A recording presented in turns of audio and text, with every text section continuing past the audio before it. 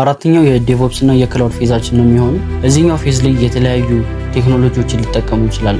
በዋነኝነት እዚህ ፌዝ ላይ ምንድነው የምታደርጉት? እናንተ ፍሮንቲንድም ባክኤንድም ሰራችሁ አይደል? ከሰራችሁ በኋላ የት ነው የምታስቀምጡ? የሆነ ቦታ ማስቀመጫ ሊኖራችሁ ይገባል። እዚህ ጋር ጊት እና ጊታብ የሚባል ኮንሰፕት አለ። ጊት ቨርዥን ኮንትሮለር ማለት ለምሳሌ ሄሎ ወርልድ የሚል አንድ ቴክስት ጻፋችሁ፣ ከዛ በመቀጠል ሄሎ አበበ የሚል ደግሞ ሌላ ቴክስት ጻፋችሁ። እናንተ እንደ ድንገት ፋይላችሁ ሎዝ ብታረጉና የመጀመሪያውን ሄሎ ወርልድ የሚለውን ቨርዥን ማግኘት ከፈለጋችሁ ቨርዥን 1 ላይ ነው የምትሄዱት ማለት ነው። በዛ ሰዓት የመጀመሪያውን ቨርዥን ታገኙታላችሁ፣ ሄሎ ወርልድ የሚለው ማለት ነው። ለዚህ የሚጠቅማችሁ ጊት የሚባል ቴክኖሎጂ አለ። ጊት ደግሞ ከጊታብ ጋር ኮላቦሬት በማድረግ ጊታብ የሚባለው ዌብሳይት ላይ ፑሽ እንድታደርጉ ወይም ደግሞ እዛ ላይ በቀላሉ የምታስቀምጡበት መንገድ ስለተመቻቸ እሱ መጠቀም ትችላላችሁ።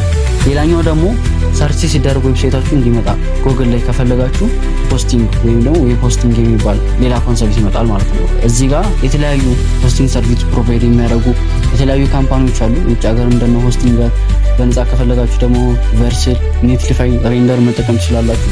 እኛ ሀገር ደግሞ የጋራ ሆስት የሚባል አለ። ሊንኩን ከታች ወይም ደግሞ ቴሌግራም ቻናላችን ላይ ያስቀምጥላችኋለሁ፣ ቼክ ማድረግ ትችላላችሁ። ሌላኛው እዚህ ላይ ዶከር እናያለን። ዶከር ምንድነው የሚጠቅማችሁ?